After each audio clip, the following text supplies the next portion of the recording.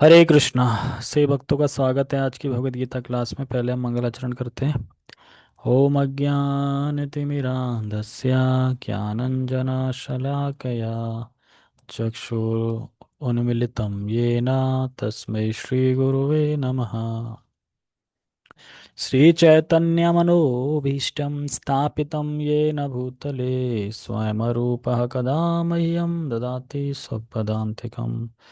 वन्देऽहं श्रीगुरु श्रीयुतापदकमलं श्रीगुरून् वैष्णवांश श्रीरूपं साग्रजातं सहगणरघुनाथां वितं तं सजीवं साद्वैतं सावधूतं परिजनसहितं कृष्णचैतन्यदेवं श्रीराधा कृष्णपादान् सहगणललिता श्रीविशाखाद्विषाञ्च।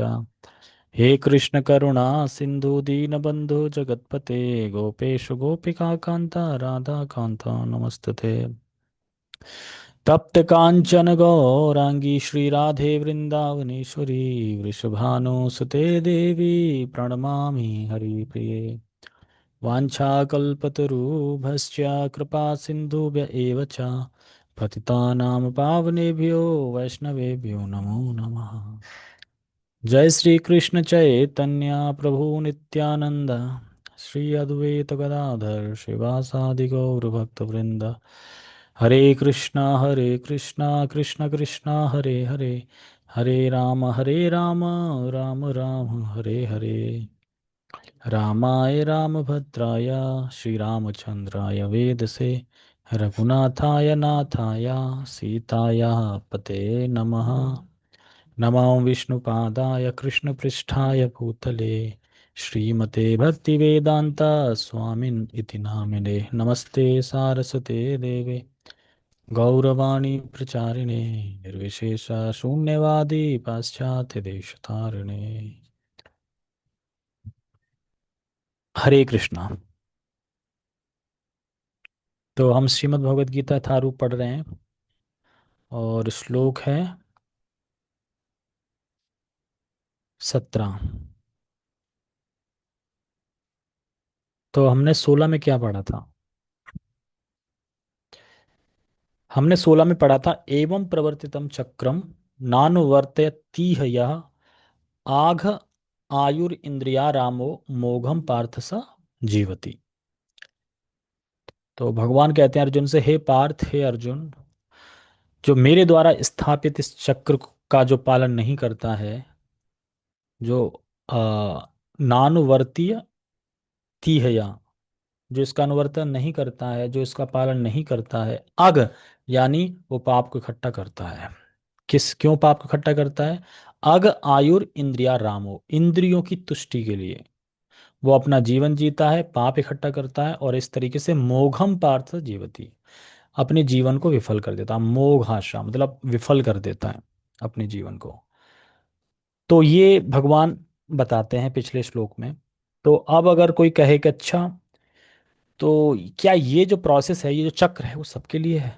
तो भगवान ये यहाँ स्थापित करना चाह रहे हैं कि ये चक्र सबके लिए नहीं है।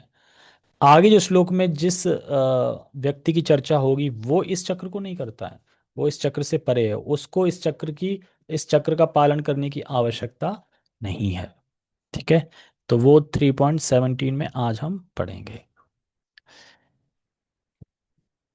भगवद गीता यथारूप अध्याय 3 श्लोक क्रमांक 17।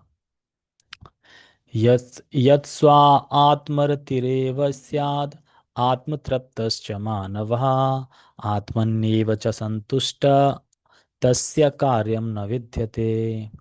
यस्त्वा आत्मरतिरेव स्याद् आत्मतृप्तश्च मानवः आत्मन्येव च सन्तुष्टस्तस्य कार्यं न विद्यते। इसमें इस श्लोक में 3 जगह आत्मा आया है। 3 जगह क्या आया है? आत्मा। एक तो जिसकी आत्मा में रति है, दूसरा जो आत्म तृप्त है, और तीसरा जो आत्म संतुष्ट है। तो क्या क्या है? आत्मरति, आत्मतृप्त और आत्म संतुष्ट। तो 3 बार आत्मा इसलिए आया है कि ये अपने स्वरूप को जानता है। यानी ये जो व्यक्ति है वो अपने स्वरूप को जानता है कि मैं शरीर नहीं, मैं आत्मा हूँ। इसलिए वो आत्मा के आनंद को लेता है। आत्मा में ही उसकी रति रहती है। आत्मा में रति रहती है तो भगवान में रति रहती है, क्योंकि वो समझ गया है कि मैं आत्मा हूँ, तो फिर भगवान में रति रहती है और संतुष्ट रहता है वो। ये क्या हुआ? वीडियो क्यों चली गई? है? फिर चली गई? नेट नहीं चल रहा क्या सही? एक सेकेंड।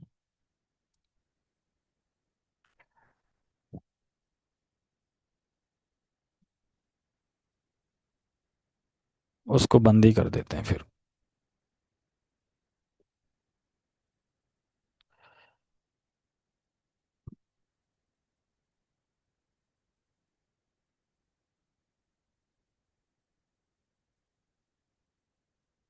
ठीक है, तो हम कहाँ पे थे?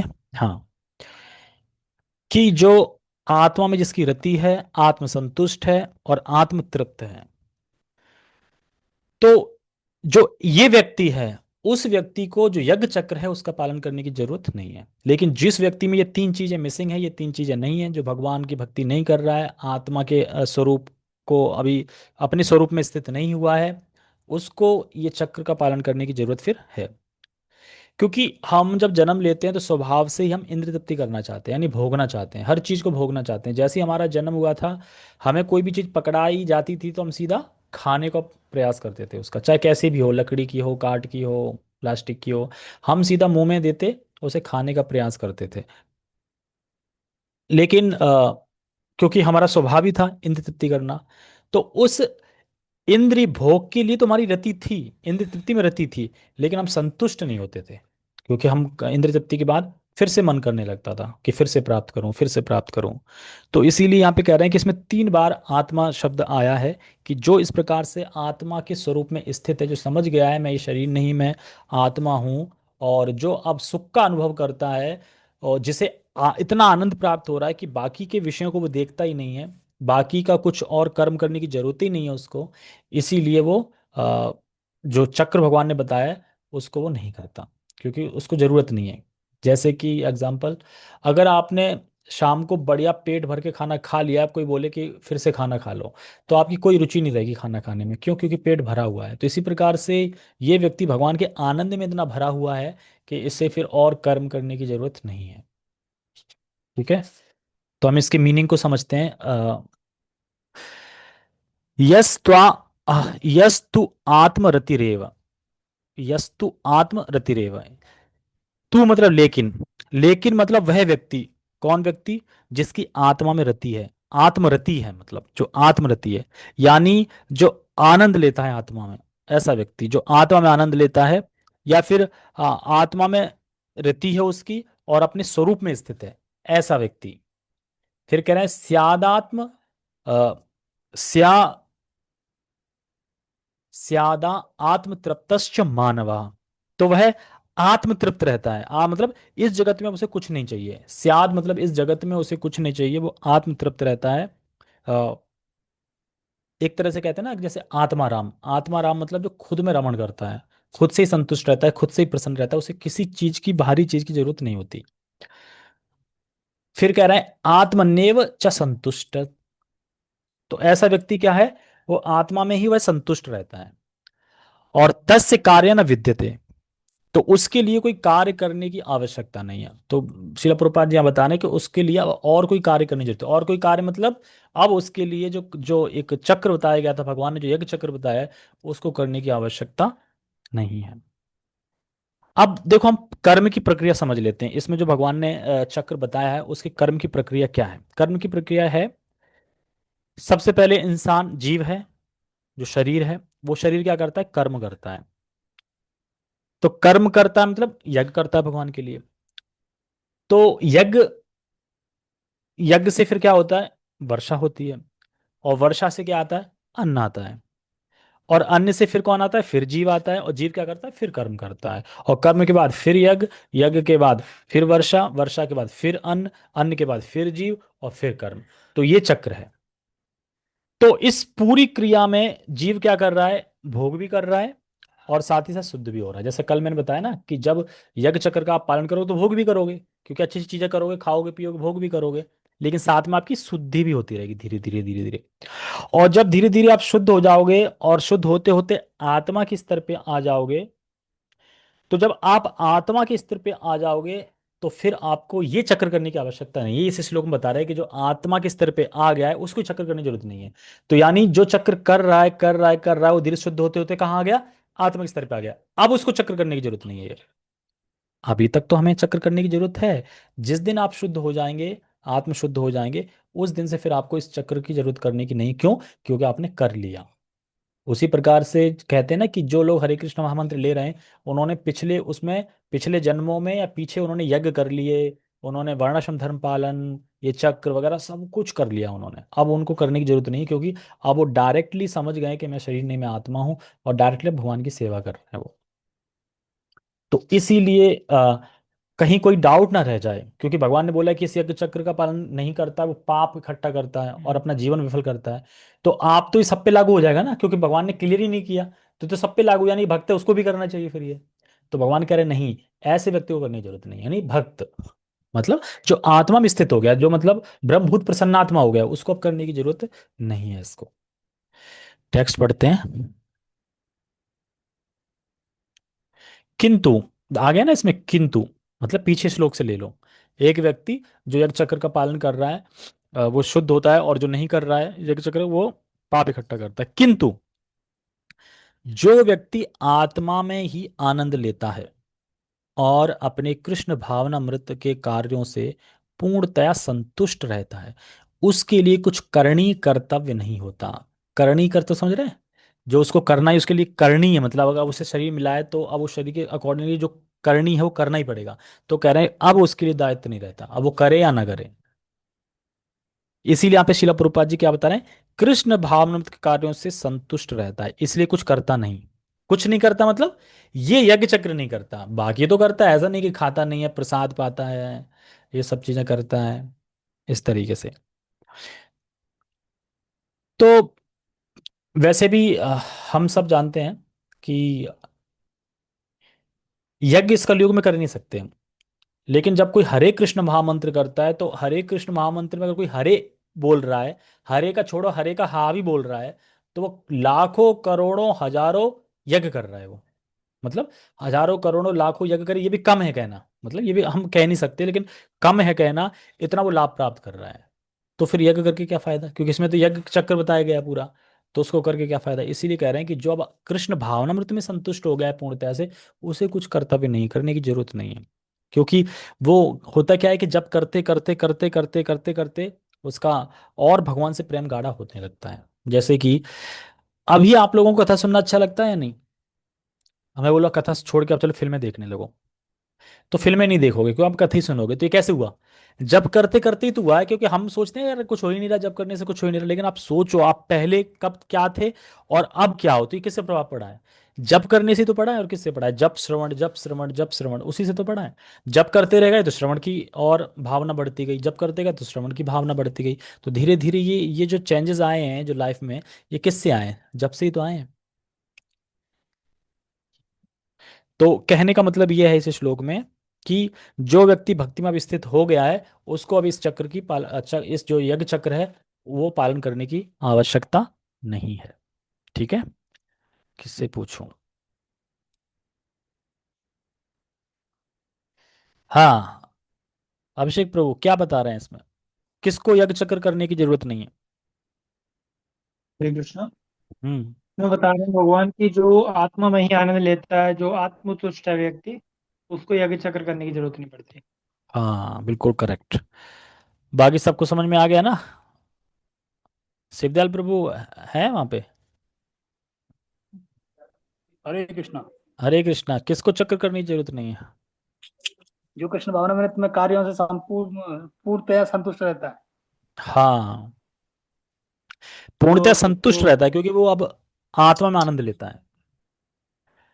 हम्म, तो उसको फिर वो यज्ञ चक्र जो बताया भगवान ने पीछे, कि अन्न आया, फिर वो वैदिक कर्म है, उसके हिसाब से अकॉर्डिंगली उसे कर्म करना है। मतलब यज्ञ चक्र का मतलब है कि आप बॉडी का जो धर्म है उसका कर्म करना, माता पिता का जो धर्म है वो करना, ये सब चीज़ें करना, पति पत्नी मतलब ये सब चीज़ें, एजुकेट मतलब कि जो जो आपकी ड्यूटी है वो ड्यूटी आप अपनी पूरी कर रहे हैं, वो करने की आवश्यकता नहीं, पाप नहीं लगेगा उसको। मतलब कि जो यज्ञ चक्र भगवान ने दिया है वेदों के अनुसार, अगर वो नहीं भी कर रहा है तो उसे कोई पाप नहीं लगेगा और भक्ति बढ़ेगा। हाँ, कोई पाप नहीं लगा, क्योंकि वो आत्म संतुष्ट थे और आत्मा के स्तर पे थे, तो उन्हें अब ये चक्र पालन कर, लेकिन हमें है क्यों, हम अभी आत्मा के स्तर पे थोड़ी, यहाँ पे तो हम यही नहीं जानते कि हम कौन हैं क्या है। आप कुछ बोलना चाहती हैं? अपने हैंड रेस किया था।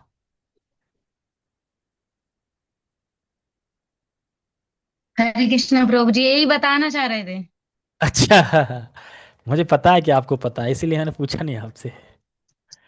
मैं वो चीज़ पूछता हूँ जो मुझे लगता है कि हाँ पता नहीं होगी। ठीक है। कहाँ पे थे हम? हाँ, तो टेक्स्ट समझ में आ गया, ठीक है।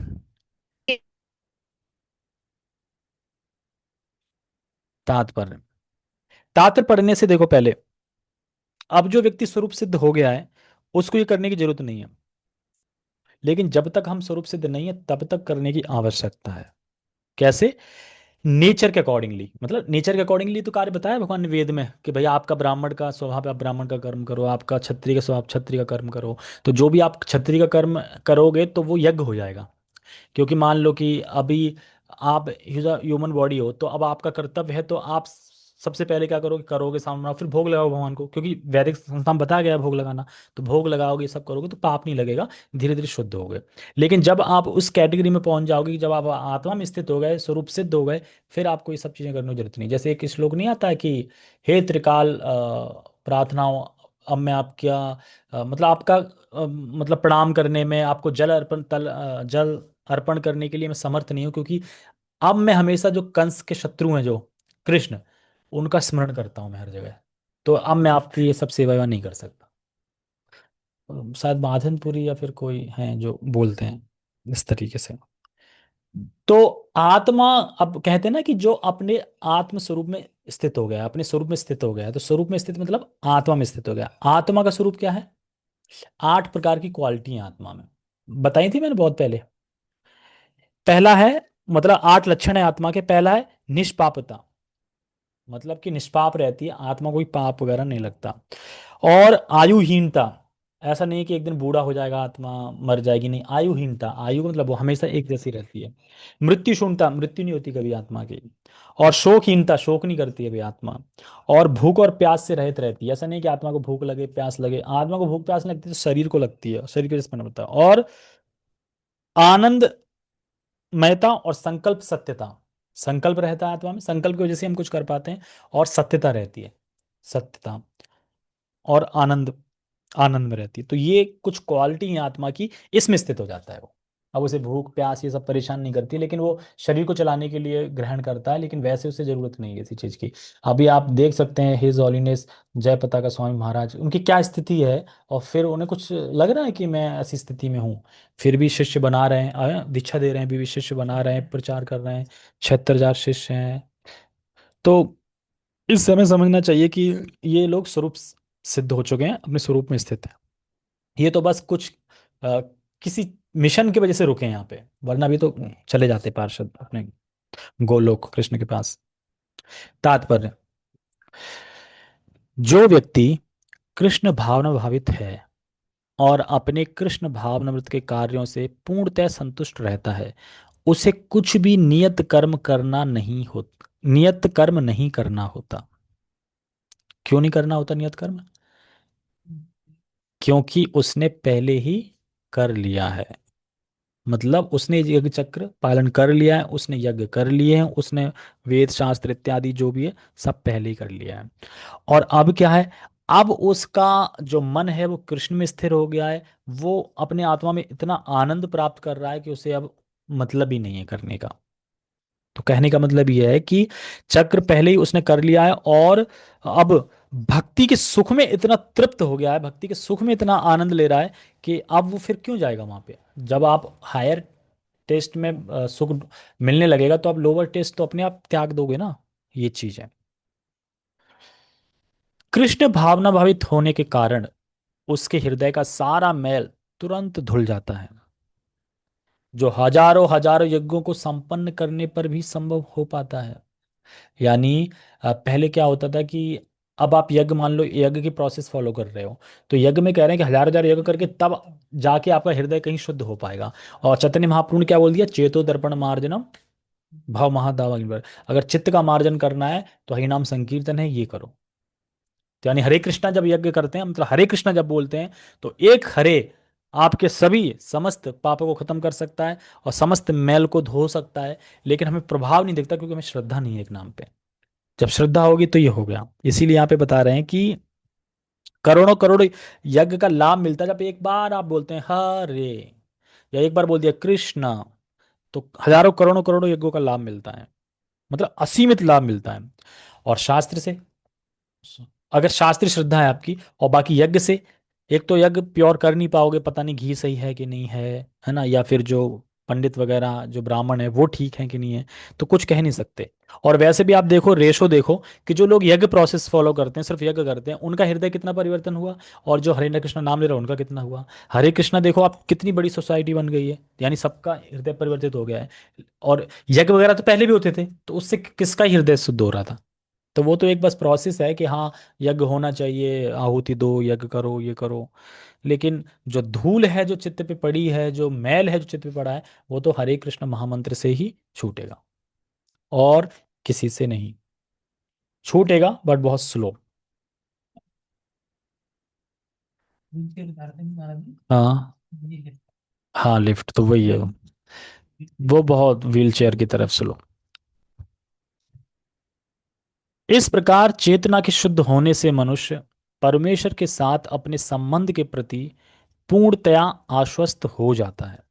आश्वस्त हो जाता है मतलब, देखो हरिनाम कितना फायदा है, तो इसीलिए वो आश्वस्त हो जाता है उस चीज में, क्योंकि चेतना शुद्ध होने पर परमेश्वर के साथ अपना जो संबंध है वो उसे समझ में आ जाता है। किससे? हरे कृष्ण महामंत्र से। इसीलिए हमें हरे कृष्ण महामंत्र टाइम पास के अकॉर्डिंगली नहीं करनी चाहिए। हमें हरे कृष्ण महामंत्र जब जब जब करते हैं 2 घंटे जप, तो हमें जप को जप की तरह ही करना चाहिए। ग्वालियर में क्वेश्चन आंसर कब हुए थे? इंदौर में पूछा होगा।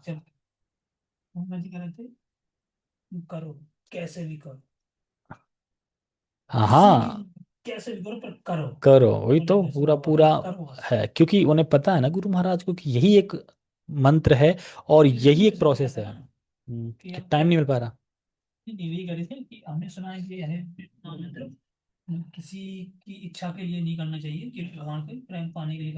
हाँ।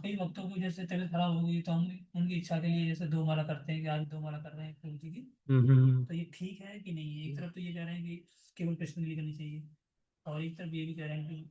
हाँ, किसी के लिए भी करो। हाँ, तो गुरु महाराज से बता रहा है कि हम किसी भौतिक लाभ के लिए नहीं करना चाहिए, कृष्ण प्रेम प्राप्त करने के लिए करना चाहिए। लेकिन अगर किसी को कोई विपत्ति है, कुछ हो गया है, तो आप उसके लिए 2 माला उसके लिए कर ली, तो हम उसके लिए इसलिए कर रहे हैं कि ताकि वो ठीक हो जाए और वो भी फिर कृष्ण की प्राप्ति करे। तो एक्चुअली अल्टीमेट तो गोल वही है। लेकिन करो कैसे भी करो। इसीलिए देखो यहाँ पे भी शिला प्रभुपाद जी कह रहे हैं कि जब आप हरे कृष्ण महामंत्र करते हो, धीरे धीरे चेतना के शुद्ध होने से क्या है, परमेश्वर के साथ अपने संबंध के प्रति पूर्णता आप आश्वस्त हो जाते हैं, हाँ कि मैं उनका दास हूँ, मैं अंश हूँ, और भगवान है और मेरे परम पिता हैं, और मुझे वहां जाना है। ये सब चीजें क्लियर हो जाती हैं, और जब ये सब चीजें क्लियर होती हैं, वो तो लेकिन लेकिन ये चीज तो कॉमन सेंस है ना, कि अगर आप 2 घंटे माला कर रहे हो तो 2 घंटे अच्छे से कर लो। तो यही यहाँ पे बता रहे हैं कि जब इतना फायदा होता है हरे कृष्ण महामंत्र, तो क्यों ना हम 2 घंटे माला अच्छे से करें, और साथ में श्रवण भी अच्छे से करें। जब आपको पता है कि आप 1 घंटे श्रवण करने वाले हो, तो 1 घंटा श्रवण अच्छे से करो ना फिर। ऐसे क्यों करो चलते फिरते, मतलब चलते फिरते तो तब करना चाहिए, वो तो एक्स्ट्रा।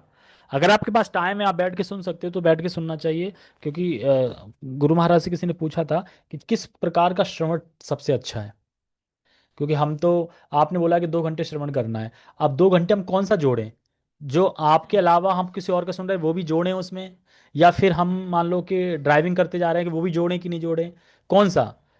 तो कहते हैं कि सबसे जो टॉप श्रवण होता है जो जोड़ना चाहिए, वो होता है ऑफलाइन। कौन सा? ऑफलाइन, सामने बैठ के जो आप सुन रहे हो, वो है नंबर 1 का श्रवण। ठीक है। अब चलो आप वो नहीं कर पाते, आपको नहीं समय मिल रहा है, तो फिर सेकंड कैटेगरी है, आप जूम पे ऑनलाइन, क्योंकि वो भी ऑफलाइन के समथिंग ही रहता है अगर आप प्रोफाइल ऑन करके सुन रहे हो तो। क्यों? क्योंकि प्रोफाइल ऑन कर रहे हो तो आपको लगता है कि सामने वाला आपको देख रहा है, और हम सामने लोग देख रहे हैं, तो as a face to face ही है, और चीज़ें समझता है। और तीसरा है थर्ड क्लास का आप यूट्यूब पे सुन लो, ठीक है। अब उसके बाद और फोर्थ क्लास है, अगर यूट्यूब पे भी नहीं सुन पा रहे तो रिकॉर्डिंग सुन लो। अब रिकॉर्डिंग सुन रहे हो तो MP3 सुन लो पर सुन तो लो। तो कह रहे इसमें जोड़े कौन सा? तो कह रहे जोड़ने के लिए तो वही है जो आप फेस टू फेस सुन रहे हो, उसको जोड़ना चाहिए। बाकी सब एक्स्ट्रा हियरिंग, एक्स्ट्रा जो श्रवण है आपका, वो चल सकता है उसमें, है ना, इस तरीके से। तो इसीलिए उसी प्रकार से जब श्रवण 1 घंटे इंपॉर्टेंट हमें सही से करना चाहिए, उसी प्रकार से जो हरे कृष्ण महामंत्र है, जो पूरी नीम है कृष्ण प्रेम की, 99% प्रगति हरे कृष्ण महामंत्र से ही होने वाली है, उसी में हम लापरवाही करते कि नहीं है? अरे मतलब कि वो मान लो कि जप में ही सबसे ज्यादा, जप और श्रवण, ये जो प्रोसेस है इनमें ही हम डामाडोल हो जाते हैं। बाकी चीजें बहुत अच्छे से करेंगे, प्रसाद अच्छे से बनाएंगे, प्रसाद अच्छे से खाएंगे, इसमें बिल्कुल कोई भी कंजूसी नहीं करेंगे, बस श्रवण में और हरे कृष्ण महामंत्र लेने में, इसमें कर देते हैं।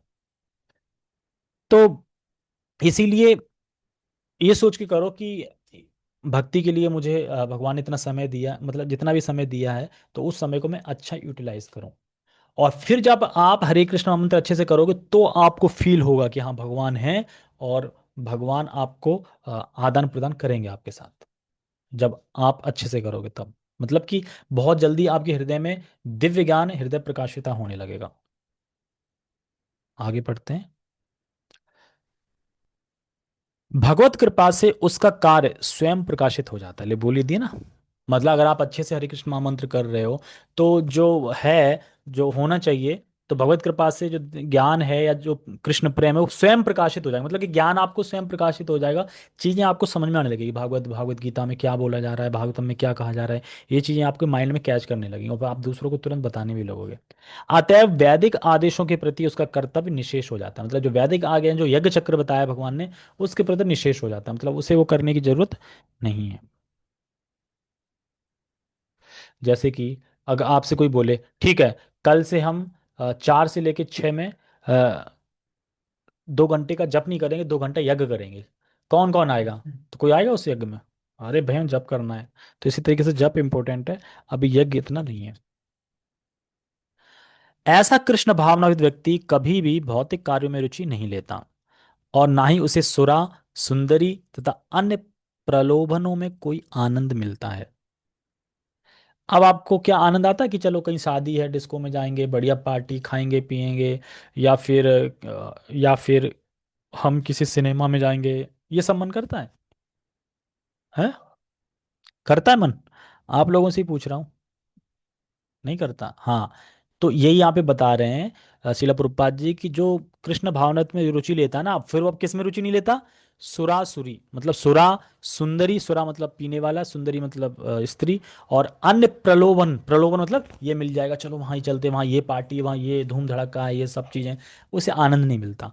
और घर वाले या रिश्तेदार भी कहते हैं, अरे अब तुम शादी पार्टी में नहीं आते, क्या बात है, आते भी हो तो कुछ खाते नहीं हो। तो अब आपकी इनमें रुचि खत्म हो जाएगी, अब आप इनमें आनंद नहीं लोगे। तो अब तो आप कोई बात ही नहीं करते, बोलते हैं आप तो इसके अलावा कोई बात ही नहीं करते, आप जब देखो कृष्ण की बात करते हो, और हमें कृष्ण की बात पसंद नहीं है। तो फिर ठीक है, नहीं पसंद है तो आप अपने रास्ते, हम अपने रास्ते। जब आपको कृष्ण की बातें पसंद आ जाए तो हम बात करने लगेंगे, इस तरह से। तो जो अभक्त है वो क्या क्या बोलते हैं? तो वही 4 चीजों में उनकी मतलब बात होती है। जब अभक्त अभक्त मिलते हैं तो क्या बात करते हैं? अरे यहाँ चलो, यहाँ बढ़िया वो फेस्टिवल लगा है, चलो बढ़िया यहाँ खाएंगे, चलो बढ़िया यहाँ सोएंगे, बढ़िया करेंगे, ये करें। तो जो 4 चीजें हैं, आहार निद्रा भय मैथुन, उसी में चर्चा होती है संसार की, और इससे ऊपर उठते ही नहीं है वो। आज क्या हुआ था? हाँ, तो आज कुछ ऑफिस में ऐसी बात छिड़ गई थी, तो कह रहे विपिन यार आप तो रूल मत तोड़ो, आपसे ये शोभा नहीं देता, हम लोग तोड़ सकते हैं आप तो नहीं। मैंने कहा ठीक है, अब रूल तोड़ दिया हमने तो अब तो आपको कुछ खिलाना पड़ेगा। मैंने खिला नहीं सकता, कुछ दे सकता हूँ क्या? तो मैंने वही पॉकेट भगवत गीता नहीं, मैं ये बांट सकता हूँ सबको एक एक। कह रहा है यार इसका क्या करें, हम सब तो पापी हैं, इसका क्या करेंगे? तो कहने का मतलब वो भी जानते हैं कि जब भगवान का नाम ले दो कि ये तो पवित्र चीज़ है, आप चलो हो, हम अब कर ही नहीं पाते, क्या करें। नहीं, करने की टाइम खूब है, रील देख लेंगे 2-2 घंटे, बात कर लेंगे 4-4 घंटे, समय ही समय है ऑफिस में। लेकिन उनकी रुचि नहीं है स्पिरिचुअल में बिल्कुल भी। क्यों रुचि नहीं है? क्योंकि अभी उनके इतना पुण्य सुकृति नहीं है, इतना पुण्य इकट्ठे नहीं हुए। और ऐसे जब धीरे धीरे पुण्य हो जाएंगे तो शायद आ सकते हैं। ठीक है। हरे कृष्णा। जगत गुरु शिल प्रभुपाद की जय। श्रीमद् भगवद गीता की जय। निताई निताई गौर प्रेमानंदे। हरि हरि बोल।